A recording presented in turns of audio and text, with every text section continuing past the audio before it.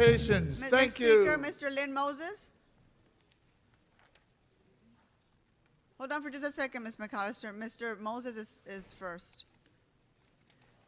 Lynn Moses, followed by Patricia McAllister, Antonia Ramirez, and Yvonne Michelle Autry. Good morning. Thank you. Good morning. Ms. Martinez. The black community has designated November 8th as Homeless Day in Los Angeles in light of the first day, in light of Herb Wesson's election to the city council, being that he is the king of homelessness in Los Angeles. And Ms. Martinez, Ms. Autry is here for you to apologize for if you want to take the opportunity. The black community has no leadership in a representative form of government. Marqueece Dawson is selling our community. Officer, this is our response, the community's response. And why is Joanne Kim's name on the Secretary of State website listed as Destination Crenshaw? Thank you, That's sir. for the FBI to be Thank you, Mr. Moses. Next FBI speaker, investigation coming up. Patricia McAllister, followed by Antonia Ramirez, Yvonne Michelle Autry, and Armando Herman. If it's the same person. I also have number one, item That's number already one. been voted. No, that was deferred, ma'am. That was not, that's not. Oh, okay. So just general public Here, comment. I'd like to say that we have a very big conflict. We're a chartered city, and in the charter, I've read it, I have a copy. Section 260 says that the controller should be an accountant and an auditor. Ron Galperin is a lawyer. Paul Koretz has a degree in history, and he wants to be the controller. They know nothing about accounting. The reason I'm saying is because I made a lot of trips over to Galperin's office these last 3 years because he wasn't saying anything about the housing not being built. That's his job. And then he comes in 6 months ago and tell the people what's going on. You can't do it like that. Do not vote for Herb Wesson. Do not vote for Paul Koretz. Don't vote for Mark Rickley Thomas. Please don't vote for Kevin DeLeon, Monica Garcia. And please, don't vote for Harris Dawson. There's a write-in black candidate. She's a female. She's a write-in candidate. Please don't vote for Harris Dawson. Okay, the next speaker, Antonia Ramirez, followed by Yvonne Michelle Autry, Armando Herman, and Eric Previn. Okay, yes, I'd like to take this opportunity to ask for more time. And on the record, I'm urging that we do not make this any more of a sanctuary state.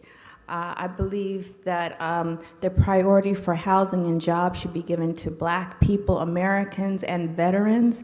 It's, I think, a travesty of justice. There are those that can't speak English. I'm speaking primarily about Mexican, El Salvadoran, Hispanic people that have jobs, businesses, and are not citizens, and they're Americans, especially African Americans living on Skid Row, and veterans. You should be ashamed of yourself. The priority for jobs, housing, for health care, and also educational opportunities should be Americans, African Americans. Again, we built this country. I think you can kill all of us. Police brutality, and I'm thinking, and also the Mexican mafia, Mala Salvatrucha, ella está en la calles. I speak, read, and write Spanish. Prioritize. Close the borders until you, all Ms. Americans, Autry. especially Thank you. Next African Americans, speaker. are housed with. Thank you very much. Your time is up. Armando Herman, are you here? Armando Herman's not in the room. Eric Previn? Excuse me, Mr. Sachs, stop interrupting this meeting. I'm going to have you removed. Thank you. Mr. Eric Previn, followed by Wayne Spindler. Thank you. It's Eric Previn from Studio City, and how deeply moving to have Mr. Nissen here from NBC Universal, and what a great career. He has given, he and many colleagues from NBC Universal, David Rue, over $8,000 to my count, and it is not alone to David Rue that he's given that money. And that's why we raised the question, is the public matching fund, Mr. Bonin, working? Because I just posted a chart. Actually, David Rue is taking $151,000 of public matching money, but are you kidding me? He's raised over $1 million, and this is the same thing. And Councilmember Martinez, are you going to accept matching funds and take it and slip your little ticket in on March 3rd at the last minute when it's too late to criticize you for doing it? Because you're not alone. And why did John Lee take $151,000? I mean, this is just appalling because, as we know, 76 people stood up to try to run for city council. Only 38 raised any money or got on the ballot. And many of those raised money but couldn't get on the ballot because, as you know, the city clerk's office, which is going to be investigated, and Election Code 105 does not work. We're not about blocking participation. We're about getting Mr. good Previn, candidates your time before is up. campaign. Next speaker is Jabari Jermaine. Do you want to come on up, sir? Mr. Previn, your time is up. What about the amendment to item Mr. Previn, your time is up. Thank you very much. Mr. Jabari? Sorry, just can you please help Mr. Previn to his seat? Thank you. Followed by Reverend Fran Taylor. Reverend Fran Taylor, are you here? You want to come on up, ma'am, and speak after Jabari? Micah Roberts and Harold Wheaton. Go ahead, Jabbar. My name is Jabari Jamani. I'm a citizen here in LA. I'm an employee of LA City with the fire department of LA City and the director of the Afiba Center in South Los Angeles. As many of you all know, I've been here many times and talked about the retaliatory eviction notice we've been granted at the Afiba Center at the behest of our councilperson, Marqueece Dawson. We will continue to fight and remain relevant and in place in South LA. Even though it seems as though the verbal backlash we get is that we are no longer being evicted, but they want to remove me as leadership. We're going to fight that as well. And we remain hopeful that we can all come together and reach an agreement that will bring this thing from getting bigger than it needs to be, and it certainly has gotten bigger than it needs to. Thank you. Thank you. Next speaker.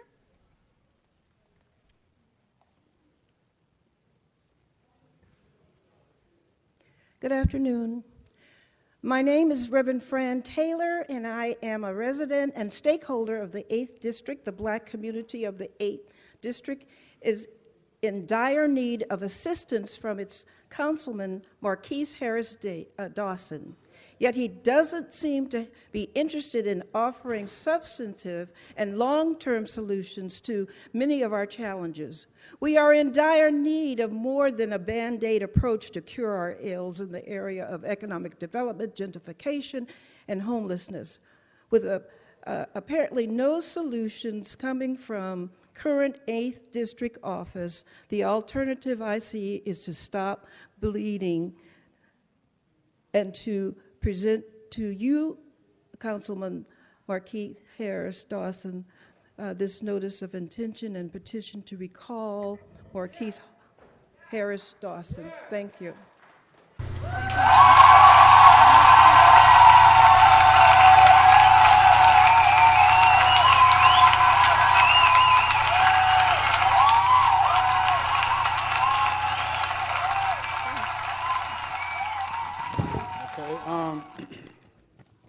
This is from Marqueece Dawson.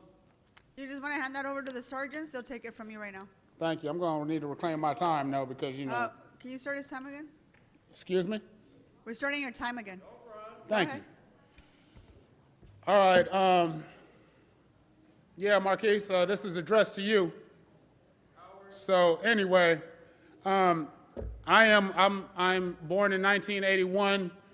In the 8th District is the homestead for the gang of 60 Crip. And there's many individuals who have gone to jail for life, there's many murders who have been committed within that conspiracy of the gang. I want to say that Jabari Jumani has opened up a center that was a haven for myself and a lot of other young people who were able to dodge that gang intervention. The community, what you guys say that you guys want to do within your communal situation. So straight up, you know what I'm saying, District 8, Thank 100. you, sir. Next speaker. Yes, I'm addressing the issue of the center. I'm also looking at you statues of representatives of corporate America, the banks. You keep the people divided. You keep black and brown people divided. You are the people that are the saviors and sentries, including the police over here, for the rich. We want that center to remain open. We want that center not to be gentrified. We want that center to be used by the people who are unfortunate and poor, and we want you to listen to that. I look at you. Most of you are on your cell phones texting. Nobody in particular, certainly not texting your owners, your bosses, the rich. Look at these people. Look at them. Look at Price over there. How you doing, Price? Do you have a personality? Do you council members have personality? Homeless are all around your city hall chambers. Thank you, sir. I would stay up here a little longer and have the police remove me, but not today. Thank you. Your time is up. Madam Clerk, that concludes. Madam Clerk, that concludes. Excuse me. Madam Clerk, that concludes speakers on general public comment. Council has motions for posting and referral. Posted and referred. Members, are there any announcements? Can we all rise for adjourning motions? Mr. Price. Yeah, I just wanted to, after neighbors and friends attend the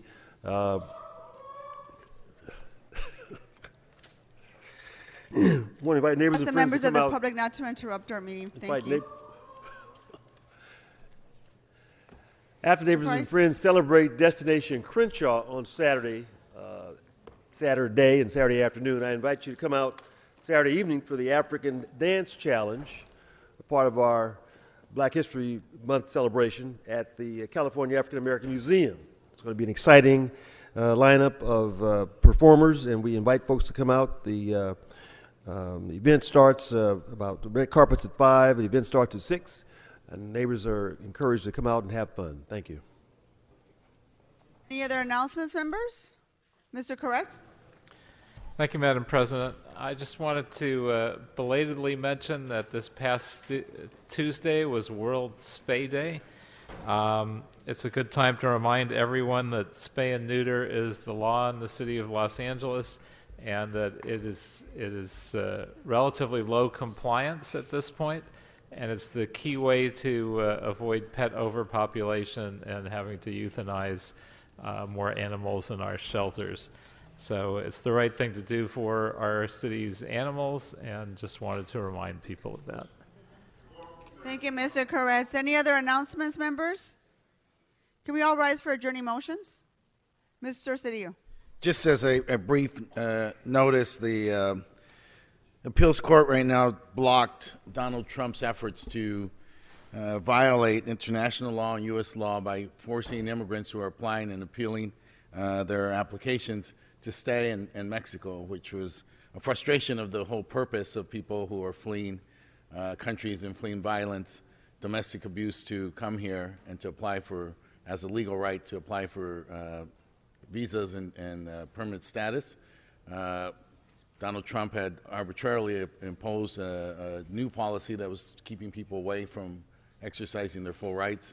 The appellate court just blocked them, and so it's just good news for all of us who live here in the city of Los Angeles. Thank you for that update. Any other announcements, members? Any adjourning motions to my right? Any adjourning motions to my left? Seeing and have a great weekend. Our meeting is adjourned.